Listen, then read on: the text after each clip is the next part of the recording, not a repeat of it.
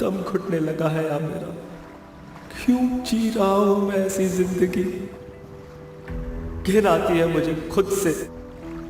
सब कुछ खत्म हो गया, अब कुछ भी नहीं रहा यहाँ। आज अगर ये फैसला नहीं लिया तो फिर कभी नहीं ले पाऊंगा। दुनिया के जिन देशों में सुसाइड रेट सबसे ज्यादा है उनमें भारत का भी नाम आता है और आत्महत्या करने वालों में सबसे ज्यादा संख्या होती है युवाओं की। जिंदगी में मुश्किलें तो आती हैं और मुश्किलों से बाहर निकलने के रास्ते भी मिलते हैं, तो फिर क्यों कई लोग ये आखिरी रास्ता ही चुनते हैं। हमारी आज की कहानी है भोपाल के रहने वाले बलबीर की, लेकिन उसने जिंदगी से लड़ने की बजाय मौत को गले लगाना ही ज्यादा ठीक क्यों समझा। हेलो मुनीसा, मैं पहुंच गया हूँ। बहुत अच्छे। ये कैसी जगह बुला लिया मेरे को? क्यों, इस जगह में क्या प्रॉब्लम है? नहीं पर तुम हो कहाँ? मैं तुम्हें पहचानूंगा कैसे? अरे यही हूँ, पिंक ड्रेस पहनी है मैंने। पिंक? ढूंढ सकते हो तो ढूंढ लो।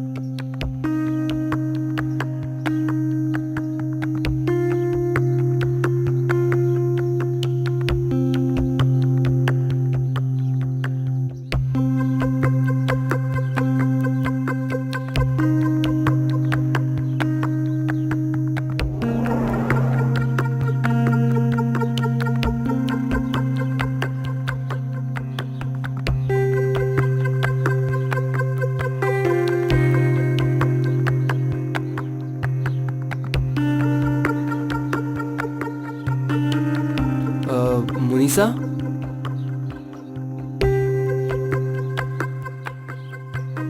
I am sorry. अरे मैं मजाक कर रही थी। बलबीर ना। मुनीसा, बुरा ना मानो तो इससे अच्छी जगह मुझे पता है, हम वहाँ चले? चलो। जैसा कि मैंने अपनी प्रोफाइल में बताया था, असल में मैं वैसा हूँ नहीं। लड़कियों से बात करने की हिम्मत नहीं होती मुझ में। तो फिर मुझसे चैट करने की हिम्मत कैसे की? तुम ऑनलाइन झापड़ नहीं मार सकती ना, इसलिए। मेरे घर वाले मुझे कभी किसी लड़के से बात नहीं करने देते, इसलिए मैं उस साइट पे गई। 24 घंटे भाइयों की निगरानी में रहना, मेरा तो दम घुटने लगा था। पर तुमने मुझे कभी बताया नहीं। मुझे कभी लगा ही नहीं कि इंटरनेट पे बात इतनी सीरियस हो सकती है। मैंने तुम्हें कभी देखा नहीं था, पर फिर भी तुम मुझे बहुत अच्छी लगती थी। अब जो देख लिया है तो ऐसा लगता है कि इतनी अच्छी तो मैंने कभी सपनों में भी नहीं देखा था। Thank you. अच्छा, हम दोबारा मिल सकते हैं ना? पता नहीं।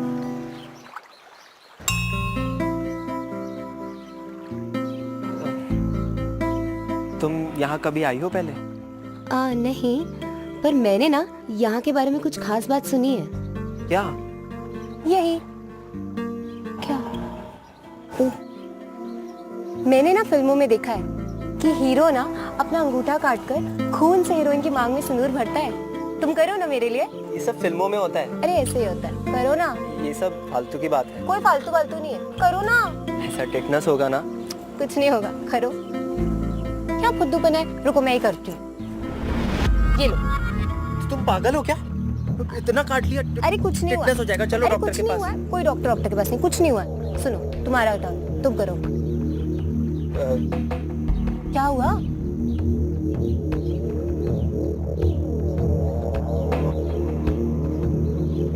रहने दो, तुमसे नहीं होगा। मैंने कर लिया, बहुत है, चलो। तुम भी पागल हो, चलो डॉक्टर के अरे पास। पर कुछ नहीं हुआ, इतना सा खून तो है, कुछ नहीं होता।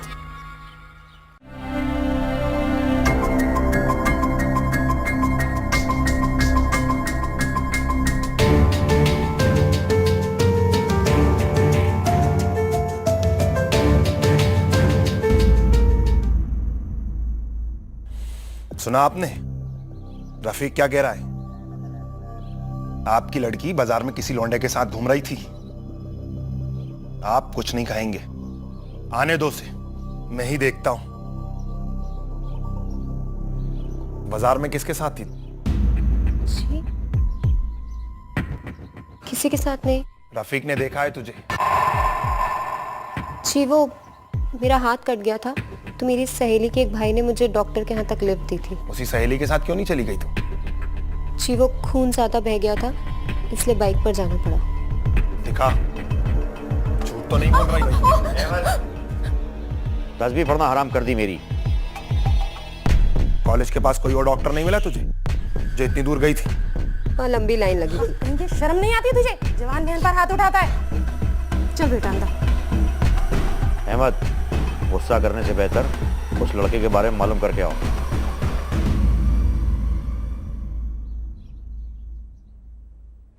ज्यादातर परिवारों में महिलाएं घर संभालती हैं और पुरुष पैसा कमाकर लाते हैं और परिवार की सुरक्षा की जिम्मेदारी लेते हैं। लेकिन क्या इससे उन पुरुषों को यह अधिकार मिल जाता है कि घर की हर औरत, हर लड़की की जिंदगी उनकी मर्जी से चले? क्या उन्हें अपनी जिंदगी के फैसले लेने का, अपने मन की बात सुनने का हक सिर्फ इसलिए नहीं है क्योंकि वो एक लड़की पैदा हुई है? सच तो यह है कि जिन बच्चों की फैमिलीज उन्हें बिल्कुल आजादी नहीं देती, वो बच्चे बाहर की दुनिया देखने और उसका अनुभव करने के लिए ज्यादा आतुर होते हैं। मुनीसा के साथ भी यही हो रहा था।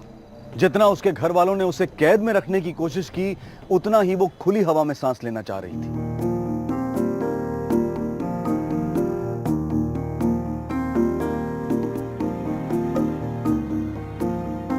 ले नाश्ता कर ले। मैं बहुत जल्दी। थोड़ा सा नाश्ता तो कर जा। क्या बात है, बड़ा खुश नजर आ रहा है आज। बस यूं ही। अब लीजिए, ये आप कर लीजिए। अम्मी मैं जा रही हूँ।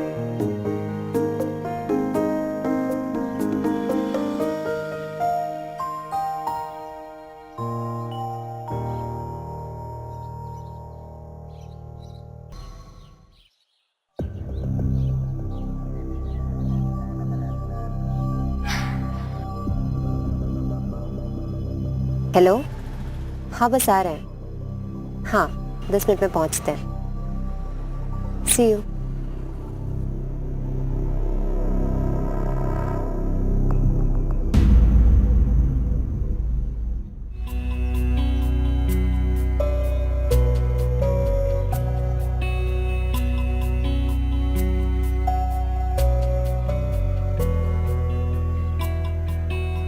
तुम्हें किसी ने आते हुए देखा तो नहीं ना?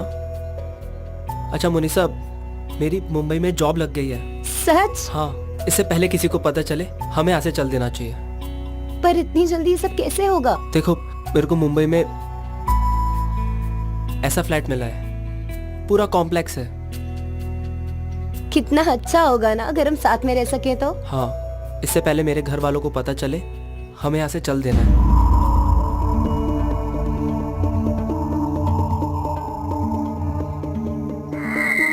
रफीक जी भाई, देखो दोनों को।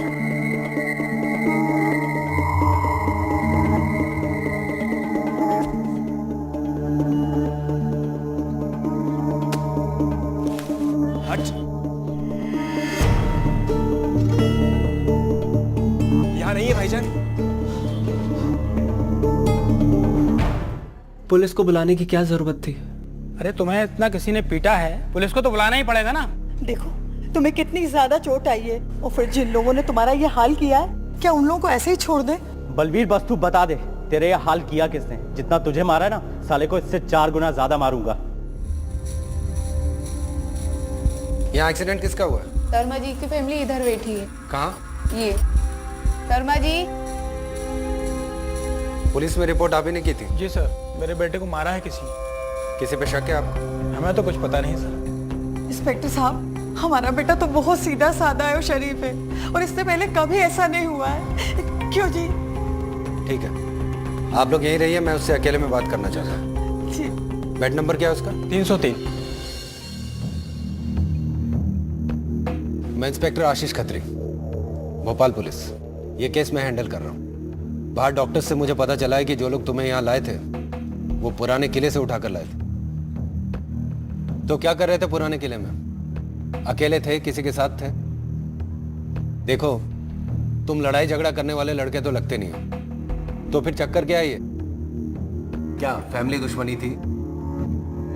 तुम्हारा किसी के साथ झगड़ा था? या फिर पुराने किले में जो अक्सर होता है, कोई लड़की का मामला? दोनों एडल्ट हैं, अगर वो दोनों साथ रहना चाहते हैं तो कोई कुछ नहीं कर सकता। हमें तो उन्हें प्रोटेक्शन भी देनी पड़ेगी। पर आपने उन दोनों भाइयों को तो गिरफ्तार कर लिया होगा। जब तुम्हारे भाई ने रिपोर्ट दर्ज करने से इनकार कर दिया तो हम कुछ कार्रवाई नहीं कर सकते। देखिए सर, पार्क में और भी गवाह हैं। देखो, पुलिस का काम पुलिस पे छोड़ दो। रहने दो। आप बताइए, क्या आप चाहते हैं कि ये रिश्ता आगे बढ़े? नहीं, ये तो हम नहीं चाहते। वैसे भी इंस्पेक्टर साहब, बलबीर को मुंबई में जॉब मिल गई है और उसके ठीक होते ही हम उसे मुंबई भेज देंगे। दोबारा उस लड़की से कभी नहीं मिलने देंगे। बलबीर ने रिपोर्ट फाइल करने से मना कर दिया, इसलिए ये दोनों बाहर घूम रहे हैं। अंदर होते तो पता है ना क्या हाल होता है इनका। लेकिन इंस्पेक्टर साहब, जब हम दोनों ने कुछ किया ही नहीं तो अंदर क्यों होते? हम दोनों थे ही नहीं वहां। तुम चुप रहोगे? देखिए, हमारे पास बहुत सारे गवाह हैं। जिन 4 लोगों ने हमला किया था उनमें से 2 की कदकाठी बिल्कुल इन दोनों जैसी है। लेकिन इंस्पेक्टर साहब, ये दोनों तो मेरे साथ मेरी दुकान पे थे। देखिए, आप इन्हें बचा नहीं रहे हैं, फंसा रहे हैं। और एक और बात, कुछ लोगों ने हमें बताया कि तुमने वहां पर अपनी बहन को बेरहमी से मारने और उसकी आंखें निकालने की धमकी दी थी। एक बात कान खोल के सुन लो, अगर मुझे पता चला कि तुमने लड़की पे हाथ उठाया है या उसे कुछ भी किया है तो तीनों को अंदर कर दूंगा।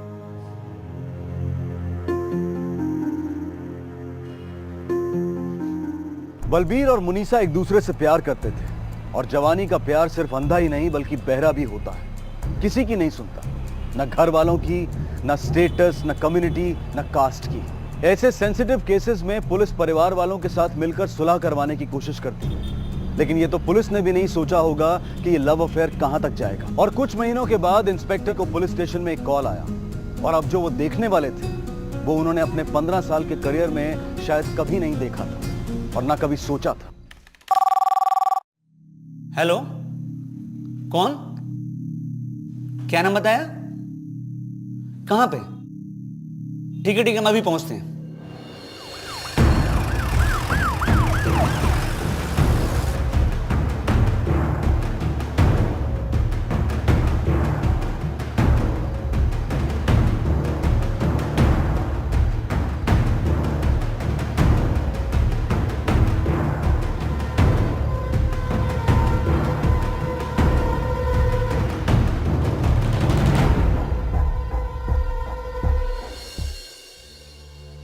किसने किया है? वो लोग 4 लोग थे। वो लोग ने हम पे हमला किया और वो भाग गए। पर तुम इतने सुनसान और वीरान इलाके में कर क्या रहे थे? हम लोग रेलवे ट्रैक के बगल में पैदल चल रहे थे और बैठ के बात करने लगे। अचानक उन लोगों ने हम पे हमला किया। पर वो लोग चाहते क्या थे? चोरी करना चाहते थे या मुनीसा के साथ कुछ?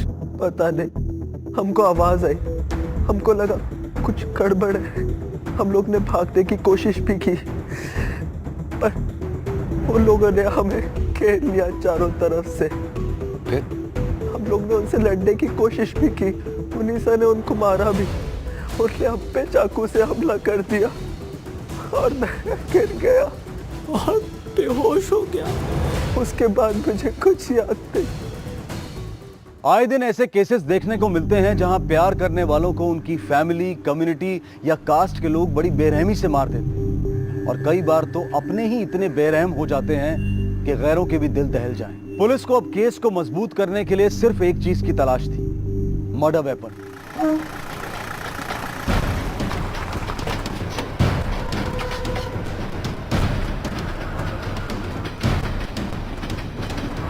तुम लोग एक एक जगह जाकर ढूंढो, कोई ना कोई सुराग जरूर मिलेगा। जाओ तुम लोग।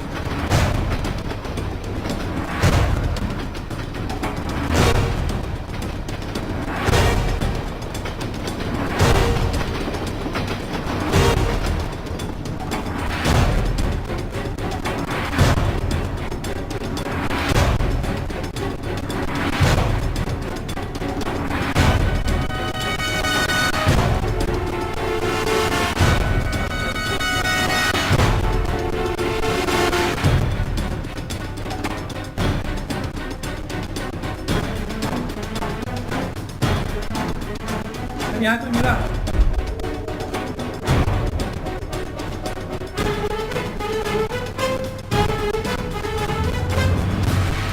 सर, एक मोबाइल मिला है। देखो बलबीर, अभी तक तुमने जितनी भी इंफॉर्मेशन हमें दी है उससे हमें उन लोगों के बारे में पता नहीं चल पा रहा है जिन्होंने तुम पे हमला किया। कुछ और बताओ, कोई भी छोटी सी डिटेल याद करो। नीला पत्थर जड़ा हुआ था, नीला पत्थर, वो चमक रहा था इसलिए दिख गया। गुड, ज्यादा नहीं पर कुछ तो है। अच्छा, अब मुझे शुरू से बताओ कि क्या हुआ। तुम और मुनीसा ने तो एक दूसरे से मिलना जुलना बंद कर दिया था ना? हाँ, हम महीनों से नहीं मिले। और तुम तो मुंबई चले गए, फिर वापस कब आए? मैं कल दोपहर को ही आया था। और आने के बाद तुमने अपने घर वालों को कांटेक्ट नहीं किया? क्यों? मैं नहीं चाहता था उनको बताना कि मैं मुनीसा से मिलने जा रहा हूँ, क्योंकि उन्होंने मना किया था। और मुनीसा से तुम्हारा दोबारा कांटेक्ट कैसे हुआ? बहुत कोशिशों के बाद मेरी उससे दोबारा बात हुई। मुनीसा, तेरे कपड़ों की सारी तैयारियां हो गई? डिज़ाइन दे दिया और अभी नाप देने जाना है।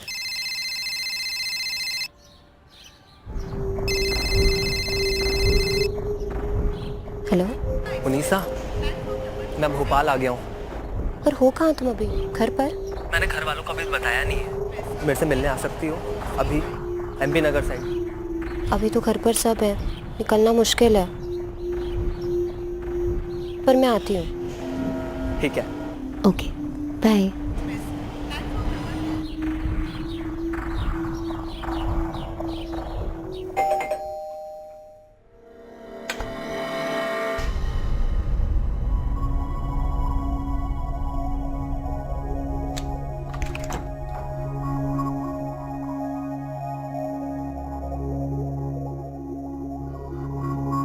कैसे हो? मैं एकदम बढ़िया, तुम कैसी हो? मेरे घर वाले मेरी जबरदस्ती शादी करा रहे हैं। मुनीसा, किसी और से शादी मत करना, नहीं तो मैं जिंदा नहीं रह पाऊंगा। मुझे भी नहीं पता कि मैं किसी दूसरे आदमी के साथ कैसे रहूंगी। हम किसी और शहर में भी तो जाके रह सकते। मेरे भाई हमें कहीं भी ढूंढ लेंगे। वो मुंबई आए थे ना तुम्हारे यहाँ, पूरे ऑफिस के सामने तुम्हारी बेइज्जती की थी। हम भाग भी गए ना तो हमारा जीना आराम कर देना। उन्हें तुम्हारा मेरा साथ रहना बर्दाश्त ही नहीं होगा। और फिर हम बाहर टहलने चले गए। रेलवे ट्रैक से आ रहे थे तभी तो उनमें से एक आदमी ने एक ब्रेसलेट पहना था जिसमें नीला पत्थर जड़ा हुआ था। हाँ, जिसने चाकू मारा था उसके हाथ में। अच्छा, एक बात बताओ, कोई है जो तुम्हारी इस गवाही को सपोर्ट कर सके? कोई भी जिसने तुम्हें देखा हो या वहां से गुजर रहा हो या किसी ने तुम्हारी आवाज सुनी? नहीं, और पुलिस को फोन करने से पहले मैंने अपने भाई को फोन किया, उसे भी वही सब बताया जो आपको। उसका पहले भी कभी फोन आया था? किसी से दुश्मनी थी उसकी? जी नहीं सर। एक बात बताओ, जब उसका फोन आया तो तुम फौरन उसके पास क्यों नहीं गए, या तुमने पुलिस को इन्फॉर्म क्यों नहीं किया? तुम्हारा भाई मुसीबत में था। सर, क्योंकि जब उसका फोन आया था तो मुझे उसकी आवाज क्लियर सुनाई नहीं थी। क्यों? मे बी नेटवर्क प्रॉब्लम हो। दोबारा भी उसका फोन आया था पर मुझे कुछ समझ में नहीं आया, तो मैंने बस इसलिए उसे पुलिस का नंबर मैसेज कर दिया था। और उसके बाद तुमने अपने पेरेंट्स को फोन किया? जी सर। ये केस इतना सिंपल नहीं है जितना लग रहा है। एक तरफ तो ऐसा लग रहा है कि ऑनर किलिंग का मामला है, और दूसरी तरफ ये सतबीर, ये जरूर हमसे कुछ छिपा रहा है। मुनीसा के घर वालों से बात करते हैं। जी सर। वहां हमें कोई ना कोई सुराग जरूर मिलेगा कि उस वक्त मुनीसा की जिंदगी में क्या चल रहा था, उसके मन में क्या चल रहा था। गाड़ी उसके घर की तरफ लो। उस रात आप कहाँ थे? उस रात दुकान पे था। आपके आसपास के दुकान वालों से बातचीत की हमने। उन्होंने हमें बताया कि उस रात आपने अपनी दुकान 1 घंटे पहले बंद की थी। हाँ, शायद बंद कर दी थी। शायद क्या होता है, बंद की थी या नहीं की थी? हाँ, उस दिन मार्केट कुछ ठंडा था, लोग कुछ कम थे, बंद कर दी थी। और उसके बाद कहाँ गया? उसके बाद मैं मार्केट गया, कुछ सामान खरीदा और तकरीबन 11 बजे में घर वापस आ गया। 11 बजे? जी। हमें नहीं मालूम। नहीं मालूम कि आपके शौहर उस रात इतनी देर से क्यों आए? नहीं, वो अक्सर देर से ही आते हैं। तुम पूछती नहीं थी कभी? नहीं। आपके शौहर अपनी बहन को मारते थे? पड़ोसियों ने तो बताया कि मुनीसा की चिल्लाने की आवाजें अक्सर कर आती थी। वो तो मुझे ही मारा था। क्यों? मैं इससे ज्यादा आपको और कुछ नहीं बता सकती। लगता है अहमद मुनीसा को बहुत मारता था। उसकी बीवी ने साफ तो नहीं बताया, लेकिन जाहिर कर दिया। अहमद झूठ बोल रहा है। उससे और रफीक से पुलिस स्टेशन में ठीक से पूछताछ करनी पड़ेगी। कई केसेस में बहुत सारे सस्पेक्ट होते हैं और पुलिस को उन सब को एक एक करके इन्वेस्टिगेट करना पड़ता है, लेकिन इस केस में शक की सुई सीधे जाकर दो लोगों पर टिक गई थी। मुनीसा के दोनों भाई अहमद और रफीक। दोनों ने पहले भी बलबीर और मुनीसा पर हमला किया था और उनमें से एक ने सबके सामने मुनीसा की आंखें निकालने की धमकी भी दी थी। पुलिस को दोनों भाइयों पर शक तो था, लेकिन गिरफ्तारी से पहले सबूत और गवाहों के बयान पक्के होने जरूरी थे और पुलिस उन्हीं को इकट्ठा करने में जुट गई।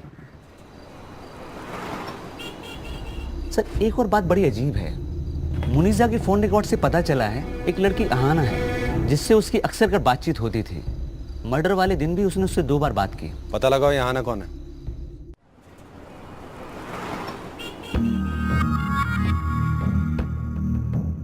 मैं मुनीसा की मौसेरी बहन। हम दोनों अच्छी सहेलियां थी। जिस दिन उसका कत्ल हुआ, क्या तुम उससे मिली थी? उस दिन मैं और मुनीसा उसके घर पर ही थे। उसके निकाह की तैयारियां चल रही थी। मुनीसा का निकाह? हाँ।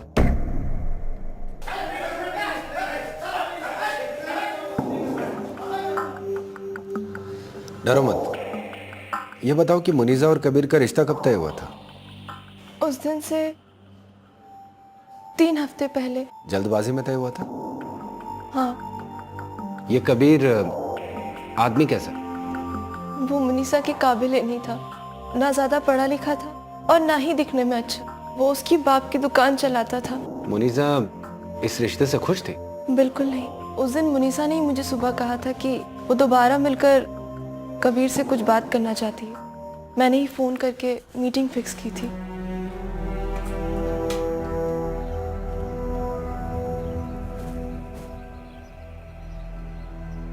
मैंने बात कर ली है कबीर से। तो उसे कैसे मनाएगी शादी से इनकार करने के लिए? मैं जितना जानती हूँ वो उसके अम्मी अब्बा के खिलाफ कभी नहीं जाएगा। तो क्या बात करेगी उससे?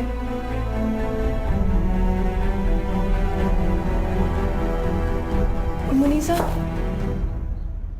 कहाँ जा रही है तू? बस आ रही हूँ। अरे मुनीसा, कहाँ जा रही हो तुम? इसके लहंगे की फिटिंग कराने के लिए। ठीक है, जाओ।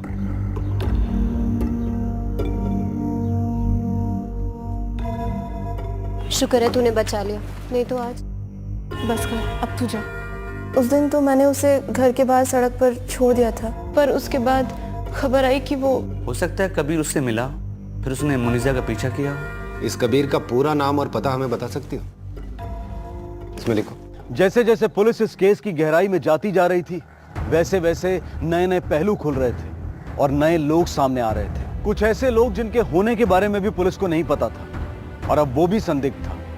कबीर, जिससे मुनीसा की शादी तय हुई थी। उसके पास वजह भी थी कि उसके साथ धोखा हुआ है, लेकिन क्या हिंसा किसी भी हालात में सही है? और उसे ये बात किसने बताई कि जिस लड़की के साथ उसकी शादी होने वाली है, उस लड़की का पहले किसी के साथ अफेयर था?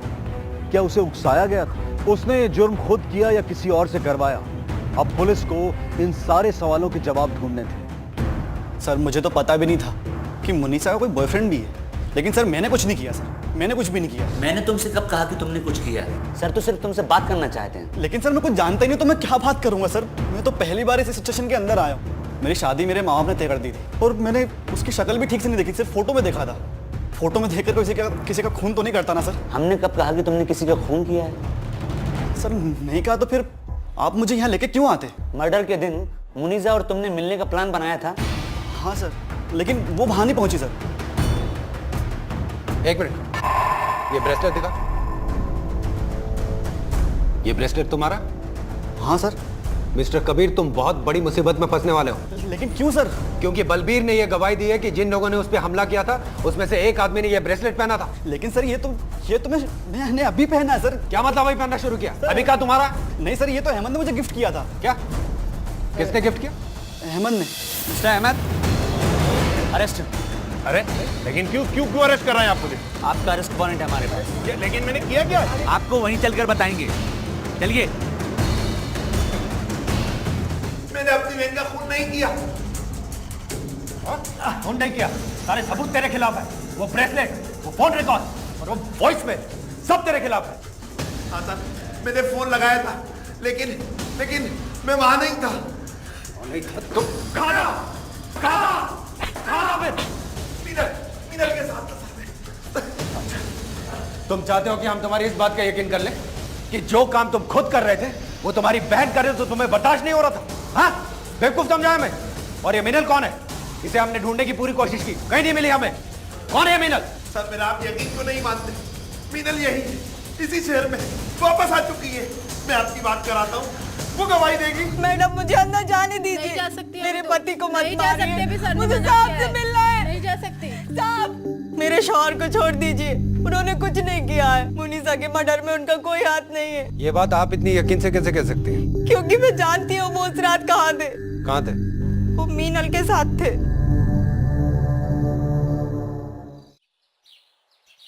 मीनल के बयान से तो ये लग रहा है कि अहमद ने कुछ नहीं किया। जी सर, मीनल ने ये कंफर्म किया है कि उस रात वो अहमद के साथ होटल में थी। चाकू हमें मिला है, वो अहमद के होटल का है। अहमद का वो नफरत वाला वॉइस में जिस तरह से मुनीजा की आंखें निकाली गई हैं, ये काम बहुत नफरत से किया गया है। मुझे पता है कि तू बलबीर से मिलने गई है। अब मैं तुझे छोड़ूंगा नहीं, मार डालूंगा। तू अभी क्या भी मुझे मैसेज कर, तू कहाँ पे? सर क्योंकि जब उसका फोन आया था तो मुझे उसकी आवाज़ क्लियर सुनाई नहीं दी। क्यों? May be network problem. दोबारा भी उसका फोन आया था पर मुझे कुछ समझ में नहीं आया। और पुलिस को फ़ोन करने से पहले मैंने अपने भाई को फ़ोन किया था, उसे भी वही सब बताया जो आपको। पर आपने उन दोनों भाइयों को तो गिरफ्तार कर लिया होगा। देखिए सर, पार्क में और भी गवाह थे। सबाग, ये गुत्थी सुलझती नजर आ रही। एक और अरेस्ट वारंट बनाओ। सर किसका? सर आपने मुझे यहाँ क्यों बुलाया? मुबारक हो, केस सॉल्व हो गया। अच्छा, किसने किया ये खून? अरेस्ट वारंट बना है, खुद ही पढ़ लो।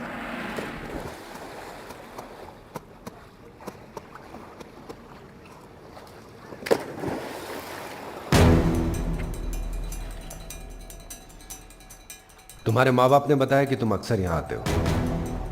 जी सर। बहुत गलत हुआ ना मुनीसा के साथ? हाँ सर। बहुत याद आती है उसकी?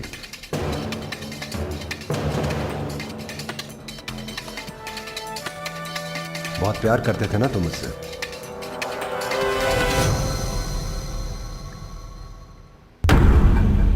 तुम्हें उसे मारना नहीं चाहिए था।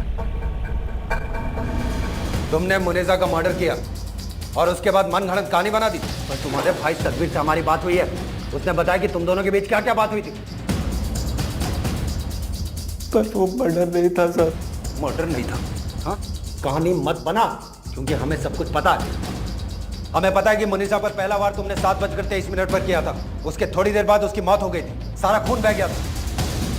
उसके बाद तुमने अपने भाई से बात की। मुनीसा के शरीर में बाकी घाव उसके बाद बनाए गए थे, इसलिए उनमें से खून नहीं निकला। आंखें भी उसके बाद निकाली गई। तुम्हें क्या लगता है हम लोग बेवकूफ हैं? वो 4 आदमी थे। वो 4 आदमी क्या उसका इंतजार करते? जो मर गई है उसे दोबारा मारते? इसलिए कोई 4 लोग नहीं थे, सिर्फ एक था। वो था तू, समझा? सिर्फ तू। पोस्टमार्टम रिपोर्ट्स, फोन रिकॉर्ड्स सब इसी बात से टैली करते हैं। इसीलिए अब तुम्हारे पास कोई चारा नहीं बचा है। कन्फेस कर लो और सब कुछ सच सच बता दो। वो मर्डर नहीं था सर। मुनीसा और मैंने साथ पढ़ने का फैसला किया था। मुनीसा, एक बार फिर से सोच लो, हमें करना चाहिए कि नहीं? पता भी है मैं किस हालत में हूँ। मेरे घर वाले मेरी जबरदस्ती शादी करा रहे। आज भी मैं कोई बहाना बना कर निकली हूँ, तो तुम्हें पता भी चल गया होगा मैं कहाँ हूँ। आज अगर वापस गई ना तो चैन की सांस नहीं ले पाऊंगी।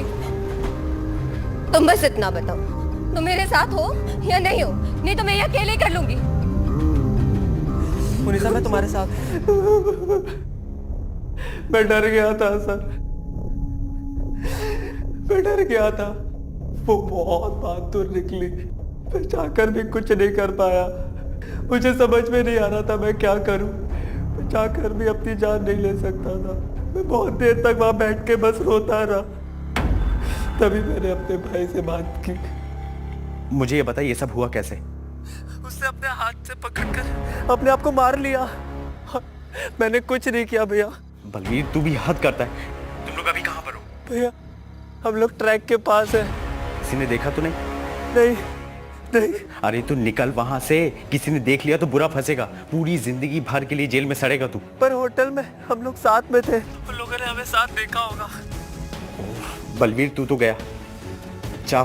चाकू पर तेरे हाथ के निशान भी हैं, तू बहुत बुरा फंसेगा। मैंने नहीं किया भैया, मैंने कुछ नहीं किया। अरे बलवीर, ये सब चीजें मैं मानता हूँ कि तूने कुछ नहीं किया। अरे वेपन वहां पर है, बॉडी वहां पर है, और तेरे हाथ के निशान भी। अब बस एक ही तरीका है। क्या?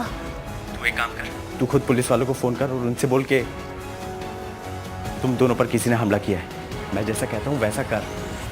बहुत देर तक मैं अपने भाई से बात करता रहा और सोचता रहा कि मैं क्या करूं, पर मुझे कुछ समझ में नहीं आ रहा था। जिससे प्यार करते थे उसकी आंखें निकालने में जरा भी दर्द नहीं हुआ तुम्हें? उस समय सिर्फ अपने बारे में सोच रहा था सर, और उन भाइयों को फंसाने की सोच रहा था ताकि वो मुझ तक ना पहुंच सके। डर ने ये सब कराया मुझसे सर। तुमने जो कुछ भी किया बहुत गलत किया, और अब तुम बहुत लंबे टाइम के लिए जेल जाने वाले हो।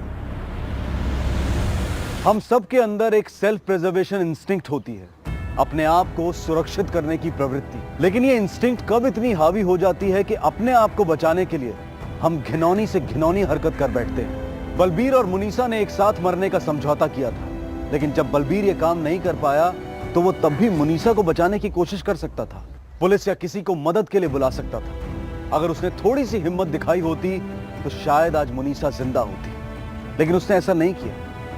अपने प्यार को अपने सामने वो मरता हुआ देखकर सिर्फ अपने आप को बचाता रहा। बलबीर ने जो किया उसे कतई सही नहीं ठहराया जा सकता। लेकिन हम समाज में क्यों समुदायों के बीच, भाषाओं के बीच, इंसानों के बीच इतनी बड़ी दूरियां बना देते हैं कि एक से दूसरे का मेल ही ना हो पाए। और जब कोई दूरियां कम करने की कोशिश करता है तो हम उसी को गलत ठहरा देते हैं। गलत तो हम भी, जब हम अपनों को ही सबसे बड़ी सजा देते हैं, सिर्फ इसलिए क्योंकि उन्होंने नफरत को प्यार में बदलने की कोशिश की। ऐसा करने से तो सिर्फ दूरियां बढ़ती रहेंगी, नफरत बढ़ती रहेगी। इसी विचार के साथ मैं अनूप सोनी आप सबसे विदा लेता हूं, और आपसे फिर मुलाकात होगी अगले एपिसोड में एक और चौंका देने वाले केस के साथ। तब तक अपना और अपने परिवार का ख्याल रखें और देखते रहें क्राइम पेट्रोल डायल 100। सबक एक को, सीख हम सबको।